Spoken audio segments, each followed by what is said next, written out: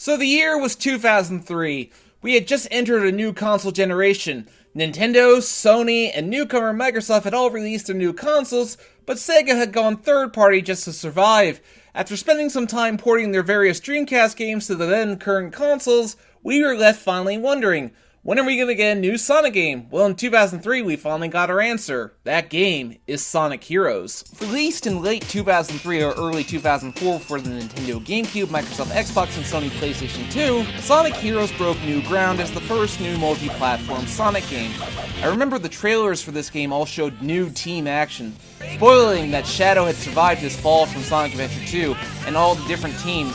It seemed too good to be true. Oh, and they pretty much gave away that Metal Sonic was the main villain. But is it any good?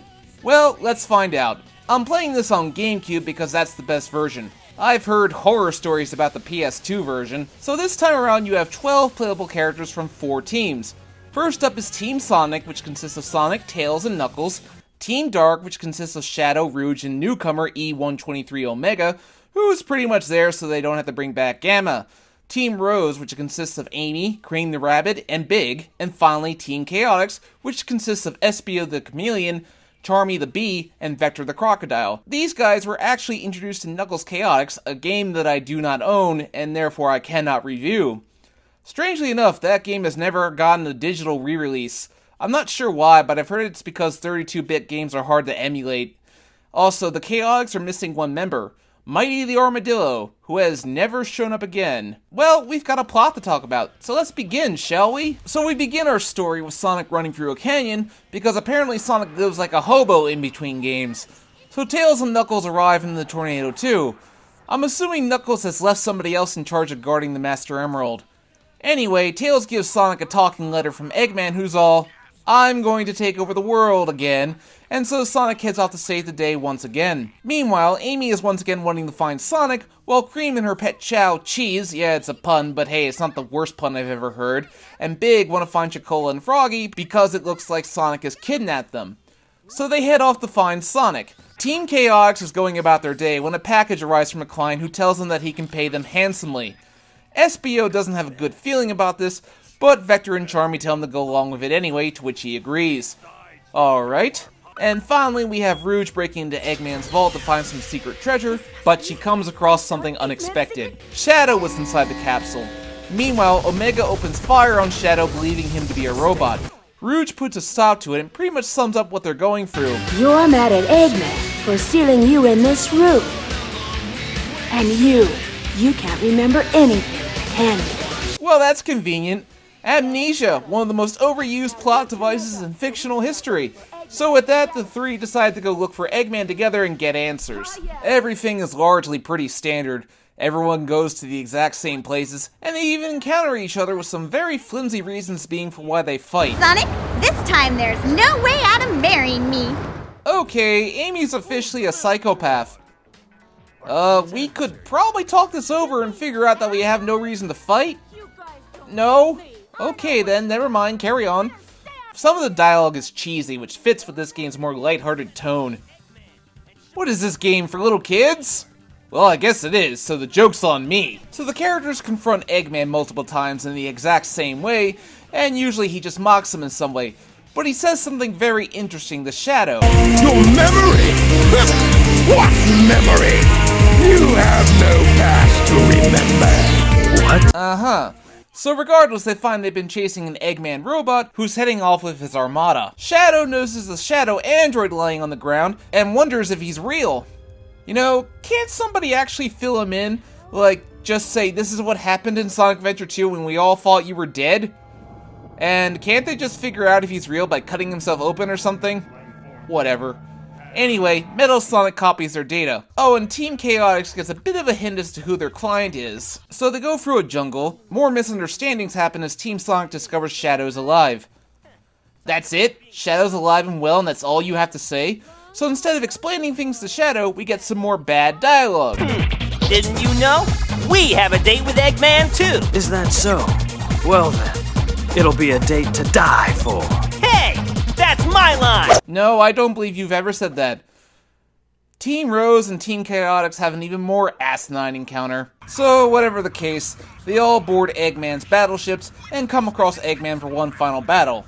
After he is defeated, everybody has a wrap-up. Sonic thanks Knuckles and Tails for helping him, Amy's team rescues Froggy and the Chow, and Amy goes chasing after Sonic, who runs away. Don't blame him. Rouge comes across multiple Shadow androids and capsules, and causes her to think that their Shadow is also a robot. Omega tells her that the original must exist somewhere, which heavily hints that this is the original Shadow. Finally, Team Chaotix find their client locked up on the ship, Dr. Eggman. Seems that Eggman, who the team's been chasing throughout the games, has been a fake. Though that becomes incredibly obvious after this line. He's the one, right?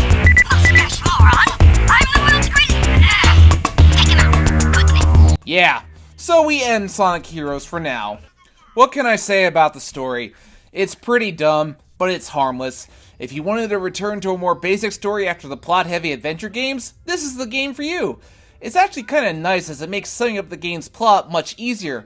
There's plenty of dumb moments and the dialogue is dumb as I've already mentioned, but I've barely talked about Metal Sonic. Well, we'll get to that. As far as presentation goes, everything looks fine. The character designs are a bit shorter and stockier compared to Adventure 2, but I guess it does fall more in line with the 2D games. Voice acting is about the same as the previous game, though you can't save bad lines. The music is about the same, pretty catchy tunes. I particularly like the menu music. There are again an assortment of songs like We Can, This Machine, and the main title Sonic Heroes, and it's all very cheesy, but I guess that's part of the charm. The gameplay is team gimmick. You have 3 characters that you control depending on the formation you're in: speed, flying, and power. Speed characters consist of Sonic, Shadow, Amy, and Espio. Flight characters consist of Tails, Rouge, Cream, and Charmy. Power characters consist of Knuckles, Omega, Big, and Vector. The game tells you what formation is recommended usually with these checkpoints, and each character has different abilities depending on what formation you use. For the first time, enemies are rocking health bars, so it'll take multiple hits to take them down this time. That's what the level up system is for. You can level up your character to rank 3. You can do this by running into checkpoints, finding them in power-ups, or an enemy will drop them after they're defeated. Although it's always for a character who you're not currently controlling, which is annoying. Your speed character is typically the character you want to use for when you're going down these typical pathways. You can do the homing attack as you could in the adventure games, and I recommend getting this upgraded as fast as possible. You can't do the spin dash anymore, instead you have the rocket excel, which I don't find myself using too often. You can now do a triangle jump, finally, a wall kick. All of them can do this, except for Amy for some reason. You can also do a tornado attack, which you'll need for removing shields from enemies. Sonic and Shadow spin a tornado while Amy uses her hammer, and Espio has the added effect of turning invisible. Sonic and Shadow can still do the lightspeed dash, and I like this much better than it was in Adventure 2. It feels a lot more responsive. Your flight character is the character you'll use for when you want to scale large platforms that you can't simply jump over. There's not a whole lot they can do, except they can use the Thunder Shoot, which is used to bring down flying enemies, and I really do love this move, especially when it's leveled up, as you can destroy pretty much everything. Sometimes you have to split off from the other characters. I do wish you had the ability to do this more often, as it could have led to more interesting game design. Finally, that leaves you with the power character, which is what you'll want to use for breaking things and for fighting large amount of enemies. I think we all know what Knuckles is saying here. It's a terrible joke. Your power character can throw the other characters like fireballs, and they're used for landing up sideways, and you can do the triangle jump to get over these fans. Finally, when you build up your meter, your team can perform a team blast that destroys all enemies. Team Sonic basically rockets Sonic into the air, who does a homing attack. This does have the added effect of letting Sonic do the lightspeed attack. I never found myself using this though. Team Dark does chaos control and freezes time, though this can make getting A ranks easier. It can also have the unfortunate effect of freezing your progress because the door won't open. Team Rose gives you invincibility and automatically levels everyone up 1 level. That's actually pretty awesome. Team Chaotix through the power song Destroy Everything, which grants you rings, which actually ends up powering your gauge even more. Ha! That's progress. So before I get into what I liked and disliked about the gameplay, I'll talk real quick about the structure. Sonic Heroes is probably the closest the 3D games have gotten to being structured like a 2D game. You basically get 2 levels of the same setting, essentially serving as 2 acts, and a boss battle to serve as Act 3. So Sonic Heroes is definitely trying to go back to a more 2D style of play. However, this unfortunately has the side effect of meaning you're playing through the exact same stage and boss battle 4 times with each team, and that can get really repetitive really quickly. Now granted, I had to do that in Sonic 3 and Knuckles, and I love that game, so why is this tedious? Well, let me explain. While each team has the same gameplay style, each one is structured differently. Team Rose is basically the easy difficulty with levels taking around 3 to 4 minutes to finish, Team Sonic is the normal difficulty with some of the later levels going on for about 7 minutes, and Team Dark is the hardest difficulty with the most enemies and the longest levels. The last one goes on for nearly 12 minutes! Oh boy. As for Team Chaotix, well, remember the treasure hunting stages? Well, Eggman basically forces you to complete tasks for him. Sometimes this ranges from relatively simple tasks like finding 3 crabs, or destroying a certain amount of enemies, to just plain ridiculous where you have to blow out 60 torches! 60 torches? You think that's enough? What does this have to do with foiling Metal Sonic's plan, Doctor? I think you put your glasses on wrong. Yeah, this is all down to mindlessly stretching out the game. Sonic Team has had several problems with pacing in 3D games. So what can I say I liked about the levels? Well, they are open to multiple pathways again, which I do like. The game even encourages multiple playthroughs to take multiple paths. Usually they're outlined by what formation they recommend you being in. But as to what I didn't like, aside from the length, which I already mentioned is quite exhausting, now it's time to really dive into the main issue with the game, the control. The control is just... what did they do? It was fine in the adventure games, but now you're always careening towards the edge. I can count the number of times I almost fell into the many bottomless pits. And that's another thing that bugs me. What's with all the bottomless pits? They're everywhere in this game. In the 2D games, when you came across one, you knew it was coming, so you knew how to avoid it. At the slightest mistake, you go falling into them. It's unavoidable. Look at this with Omega. I'm attacking the enemies, but uh-oh, I go careening off the platform because I couldn't control my actions! Apparently they had one guy doing the level design in this game. One guy! That's insane! No wonder Sonic games are always rushed out by their deadline, and they wonder why the franchise is becoming a laughingstock in the gaming world. Also, they neutered grinding on rails in this game. You have some weird speed-up animation where your character will dance or something while on the rails. It's nowhere near as fast-paced as it was in Adventure 2. Some of these level gimmicks go on for way too long. The pinball table. This was pinball in the 2D games. But here, you're rolling around, trying desperately not to fall off, and the physics are just awkward. Also, Frog Jungle. Oh god, this level doesn't know when to end. You have to use these frogs to make the platforms appear, but sometimes you tilt and you don't land on the vines. Ugh. Then, when you play the level as Team Chaotix, you have to avoid the frogs because otherwise you'll fail the mission. Well played, developers. Sometimes you have to ride bobsleds, which I never found too much of a problem. It's just the camera angles make it hard to see the obstacles that are coming. One time, I lost all but my flyer, so I could only jump and not be able to steer, but I still made it to the end. Yeah, that happened. Also, sometimes progress for the level is stopped because you have to defeat an enemy to open a gate. It just slows down progression. It gets kind of annoying after a while. Also, one thing I should point out is that characters will now talk during the levels. This doesn't bother me too much as it makes sense for the characters to talk to each other during the adventure, but sometimes it leads to them pointing out the incredibly obvious or grammatical errors. Look at all those Eggman. Once again, you are ranked at the end of each level. These can be annoying because you have to get A ranks of every character. Of course, you still get the characters' commentaries. Perfect as always. It's nice to see that despite your memory loss that you're still incredibly arrogant, Shadow. Finally, I'll talk about boss battles. Everyone fights the exact same boss battles, and because of the whole team format, it's always a get back here boss with you trying to do whatever attack does the most damage. The team battles can be beaten in 30 seconds. I always just use the tornado attack. The robot frenzies are insane for how long some of them get. There's a 2-player mode which consists of various battles, ring races, and bobsled races. It's nothing too special, but it's there if you want to try it. So I beat the game with all 4 teams. I know it's coming. The last story as always. Come on, give it to me. Ugh, I forgot about this part. You have to get all the Chaos Emeralds to get to the last story this time around, like in the 2D games. And let me tell you something about these special stages. To access the special stages, you need to get the key, and make sure you don't get hit, because if you get hit, you lose the key. These special stages are the worst in Sonic history.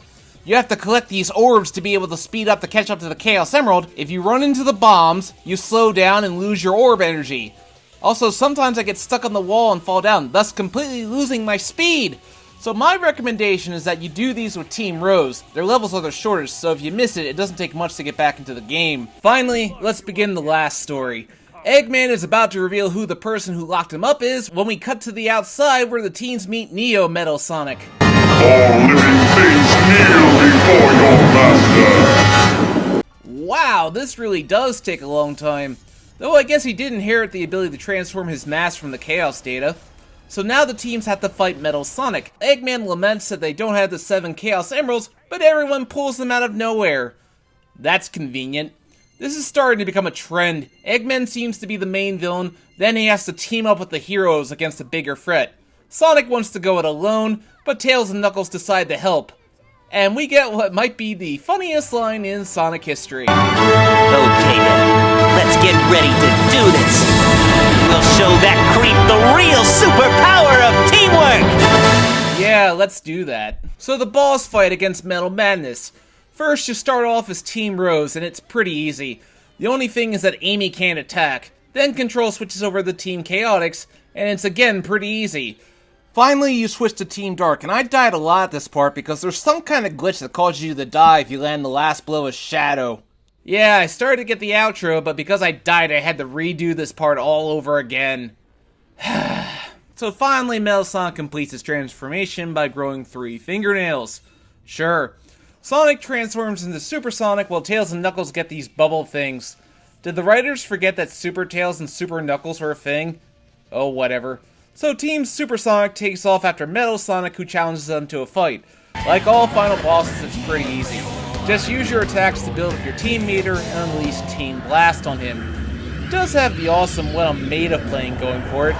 So you finally beat it and Metal Sonic laments his defeat. So Team Sonic confronts Metal Sonic, who turns back to normal. It's no use.